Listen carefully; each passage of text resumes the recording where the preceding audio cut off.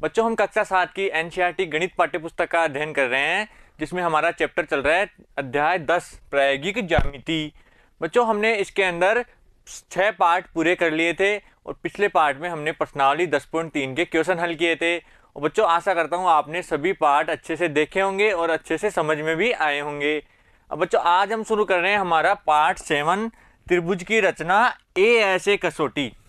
ए यानी angle, S यानी side और ए यानी एंगल यानी कोण, भुजा, कोण कसौटी के द्वारा जब हमें दो कोण और उनके बीच की एक भुजा दी हुई हो तो हम त्रिभुज की रचना किस प्रकार करते हैं। तो बच्चों देखो, आज एक त्रिभुज की रचना जब उसके दो कोणों के माप और इन कोणों के बीच की भुजा की लंबाई दी हो, यानी हमें दो कोण की माप दी हुई है और उन दोनों के बीच की जो भुजा है उसकी लंबाई दी हुई हो, तो हमें त्रिभुज की रचना करनी है और ए ऐसे कसौटी से करनी है। ठीक है बच्चों, समझ में आया सबको। अब देखो उदाहरण 3, एक उदाहरण के द्वारा समझते हैं। बच्चों देखो, त्रिभुज एक्स वाई जेड की रचना कीजिए।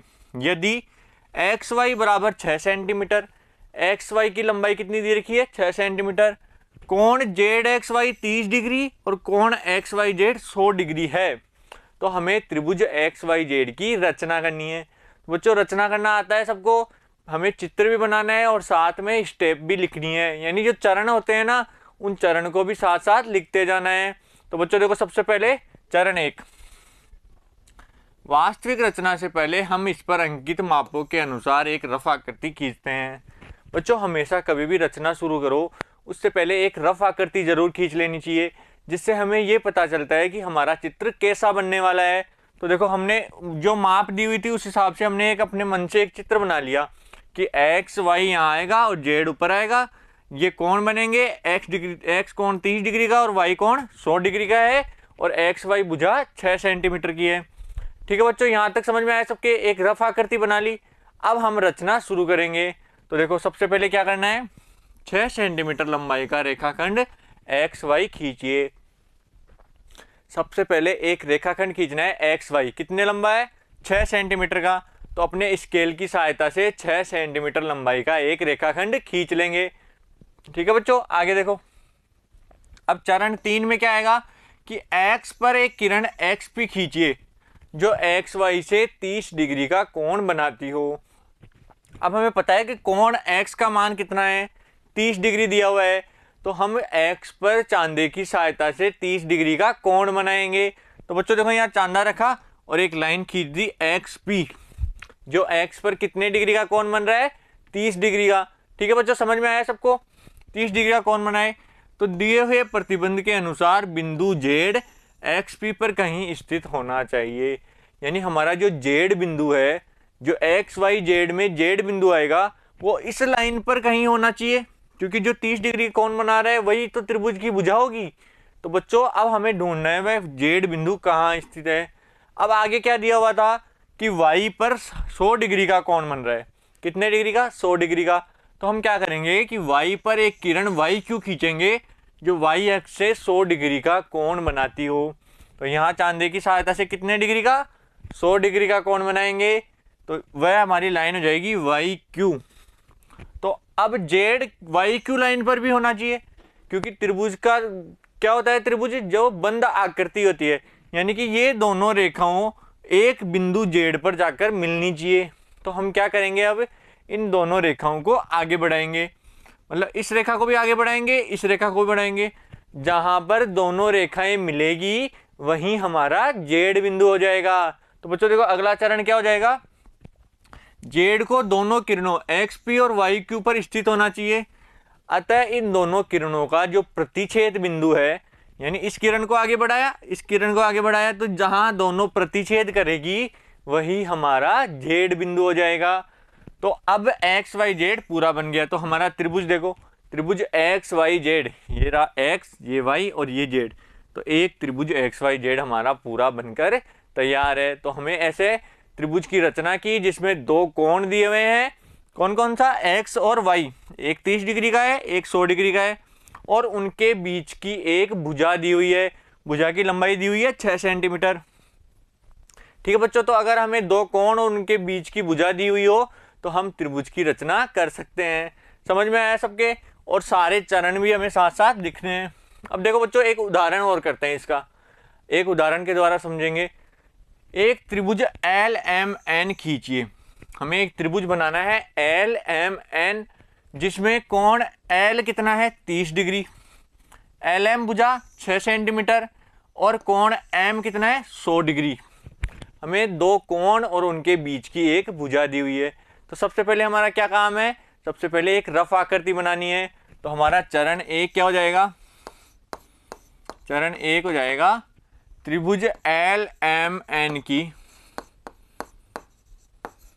एक रफ आकृति बनाएंगे।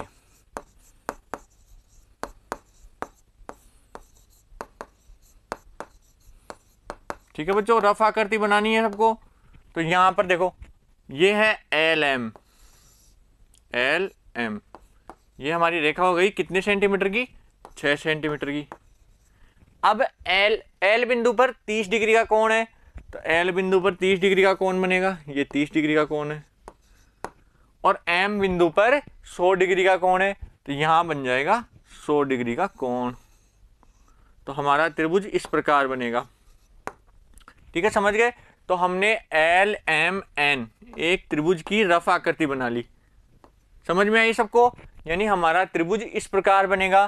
तो इसी को देखते हुए अब हमें रचना शुरू करनी है। तो हमारा चरण 2 क्या हो जाएगा?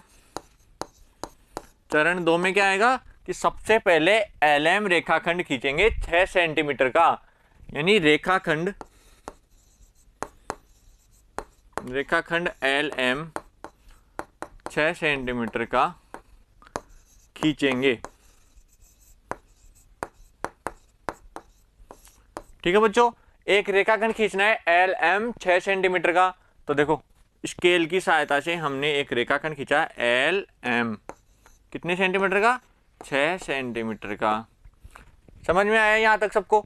अब आगे क्या करना है? तो हमारा चरण 3 में क्या आएगा?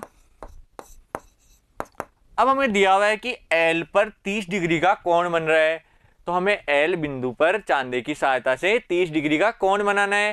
तो एल पर चांदा रखेंगे और एक कोण बनाएंगे, ये है 30 डिग्री और ये जा रहा है एन पर।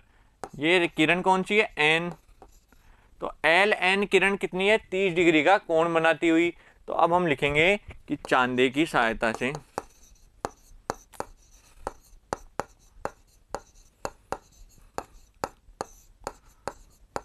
एल बिंदु पर 30 डिग्री का कोण बनाते हुए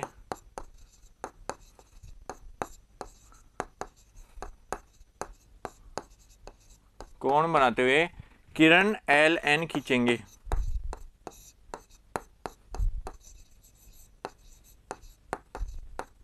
ठीक है बच्चों, समझ में आया सबके?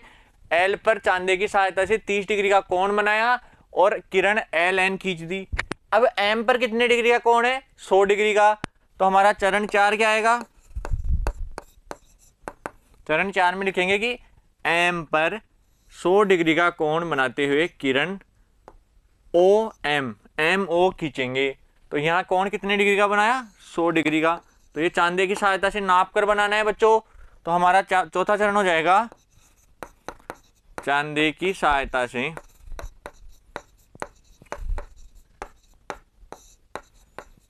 एम पर 100 डिग्री का कोण बनाते हुए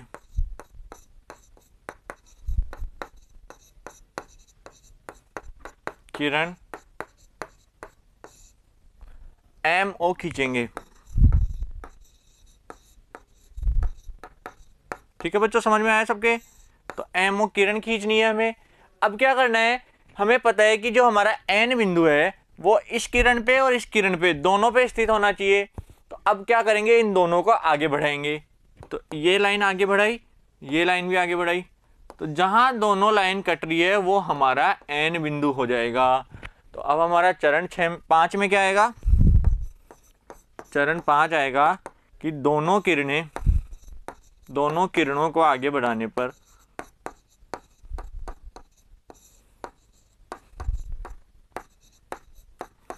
आगे बढ़ाने पर जहां मिलती है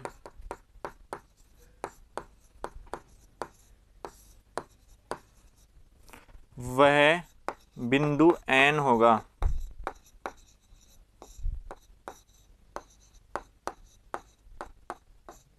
ठीक है बच्चों, तो हमारा N बिंदु कहाँ आ जाएगा, जहां पर दोनों मिल रही है। तो इस प्रकार हमारा त्रिभुज LMN प्राप्त होता है। तो हमारी लास्ट में क्या लिखेंगे कि हमें इस प्रकार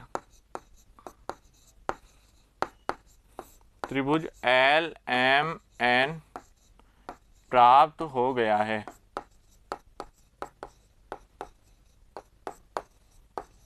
तो बच्चों समझ में आया त्रिभुज की रचना कैसे की हमने, जब दो कोण दिए हुए हैं और उनके बीच की एक भुजा दी हुई है। तो सबसे पहले भुजा बनानी है, फिर दोनों बिंदुओं पर जितने कोण दिए हुए हैं वो कोण खींचने, और जहां दोनों की किरणें प्रतिच्छेद होती है वह हमारा तीसरा बिंदु प्राप्त हो जाएगा। तो इस प्रकार हमें कोई सा भी त्रिभुज बना सकते हैं। देखो बच्चों, ये सारे चरण साथ साथ लिखने हैं, चित्र भी बनाना है और सारे चरण भी लिखने हैं। समझ में आया सबको? ठीक है बच्चों, तो उदाहरण भी समझ में आ गया सबको। इस प्रकार हम कोई भी एक ऐसा त्रिभुज बना सकते हैं जिसके दो कोण और उनके बीच की भुजा दी हुई हो। तो बच्चों आशा करता हूं आपको ये समझ में अच्छे से आ गया होगा। बच्चों कोई कंफ्यूजन है तो इस वीडियो को शुरू से आप दोबारा भी देख सकते हैं। ठीक है बच्चों, अब अगले पार्ट में हम करेंगे प्रश्नावली 10.4 के प्रश्न। Thank you.